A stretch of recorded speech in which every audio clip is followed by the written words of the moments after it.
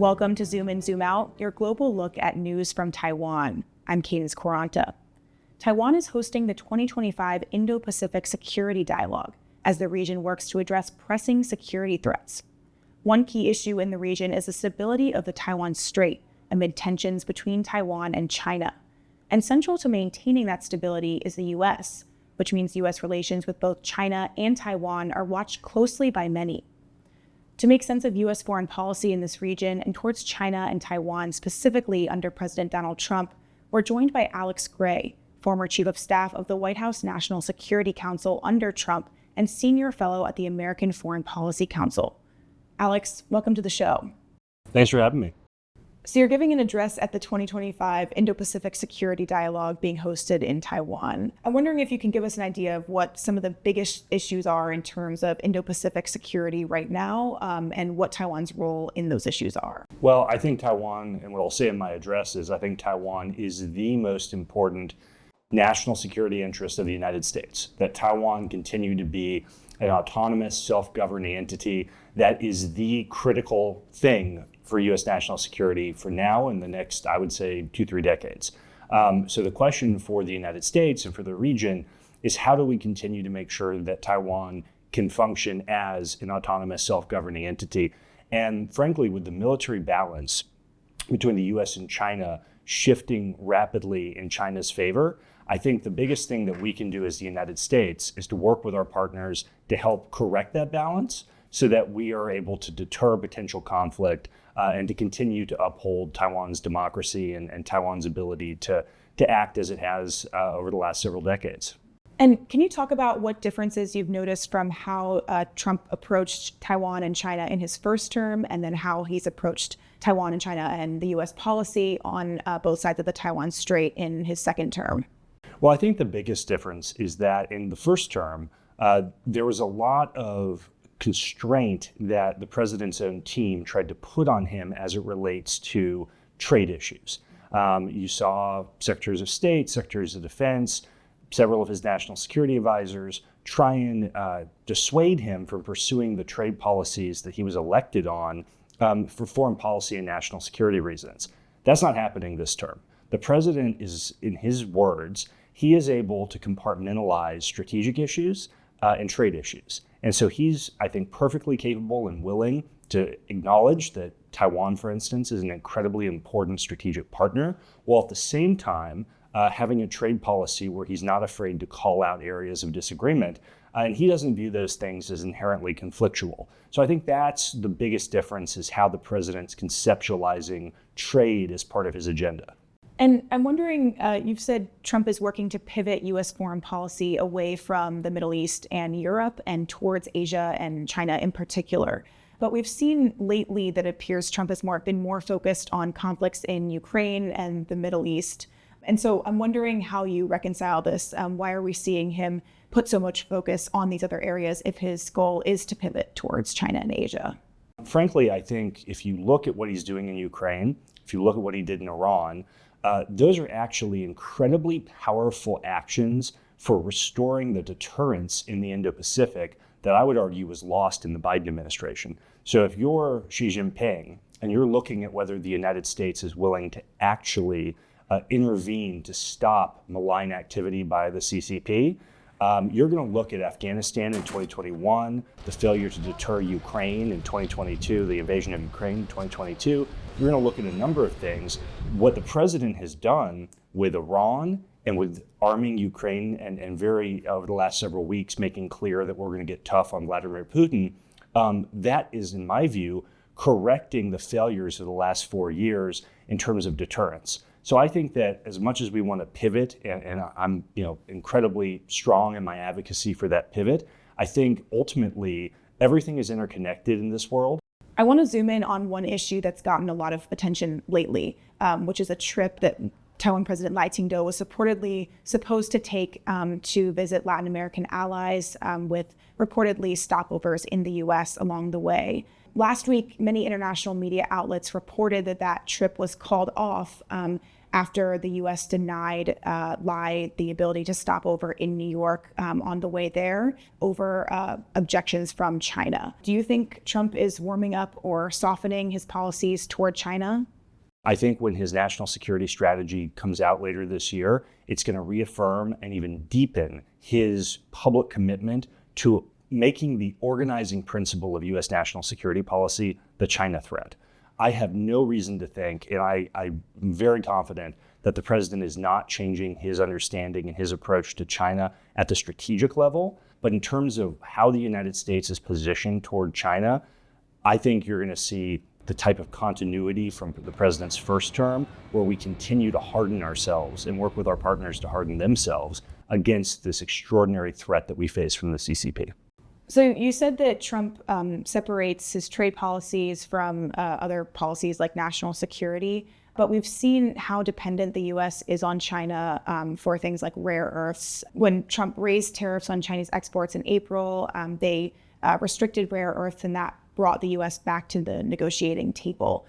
So I'm wondering if you see the U.S.'s reliance on China economically and for things like natural resources as a threat to U.S.-Taiwan relations and the U.S.'s ability to commit to supporting Taiwan. Well, I don't think it's a risk for U.S. support for Taiwan. I do think it's a risk for the U.S. and Taiwan and our mutual security. I think it's a risk. We should have, the collective we should have known since 2010 when China did this to Japan, when they embargoed rare earths. We should have had a better sense as free people that this was coming. The United States was slow to invest in our own indigenous rare earth refining capacity, and we have to get better, because this is ultimately what this has shown is the Chinese do have significant leverage over us in ways that are deeply concerning. I don't think it means that the United States is going to change its position toward our core security interests, which are peace and stability in the Indo-Pacific. What it should do, what I think it will do, is force American policymakers to make tough choices about how do we harden ourselves to ensure that we don't have this vulnerability going forward. But I guess an important question to ask is, how can Taiwan trust that Trump won't, cave to Chinese pressure if they do have this sway over the U.S. economically, and the U.S. does rely on them for things like rare earths that are so important? Well, one thing that I have, in my time working for the president and now watching him in the second term, the president is very strategic about when he makes concessions and when he pushes for advantage. And the president does not surrender core American interests, full stop. That is not something that he does. And I can tell you there is, my conversations with very senior people in this administration, and you look at the records of people like Marco Rubio, if you look at the records of people like Bridge Colby at the Pentagon, these are people who have spent their careers arguing that Taiwan is a core fundamental interest of the United States. I have no reason to think that there would be anything like surrendering or giving up on that core interest. The question is, how do we go about making sure that we have the capacity to uphold that core interest and to stand with Taiwan in ensuring its autonomy? That's the question. So I guess I would push back on the premise that the president is somehow giving in the face of Chinese pressure. There are tactical questions, and then there are strategic questions. And on the strategic issue, I have absolute confidence that the president's going to continue to be the historic leader that he has been on the U.S. role in the Indo-Pacific. There have been reports of discussions of a potential meeting between Trump and Chinese President Xi Jinping later this year. I'm wondering, do you think a meeting like this is likely to happen? Well, I think the president will absolutely meet with Xi Jinping at some point. I think it will happen at some point, probably on the sidelines of something like APEC or another multinational summit. I think that the goal will simply be to try and stabilize the trading relationship in a way that prevents and somehow mitigates what China's been doing to us for 35 years. Rampant intellectual property theft, discriminating against U.S. industries, attacking U.S. patents. I mean, you go down the list, dumping cheap goods into the U.S. to take our manufacturing edge away. I mean, you go down the list of grievances we have with the PRC, it's enormous. And I think the president simply wants an opportunity to discuss leader to leader how we might solve that. So given all these developments and what we've just talked about U.S.-China relations, U.S.-Taiwan relations, can you talk about where you think the U.S.'s commitment to Taiwan stands currently, and how confident can Taiwan be that Trump will support them in the event of a military conflict? President Trump, I've heard him say this dozens of times personally, and I know he said it in public. The president likes the fact that he's unpredictable. He views the fact that he is unpredictable as one of his greatest negotiating assets on the world stage. If world leaders don't know what to expect, their behavior is going to be more cautious. And I think the other thing that we have to keep in mind is that President Trump, his focus has always been how to leverage American strength to accomplish American objectives, peace through strength. And I think that, traditionally, if we look at the best way to do that, it's overwhelming force. It's having an adversary that believes the United States is willing to use that force if necessary, and that serves as a deterrent. As I said, Taiwan's security and autonomy is our core national interest, in my view. And I think it serves that to have an approach that allows the adversary to question where we might come down. So you're saying that Trump's unpredictability is part of his strategy in the Taiwan Strait?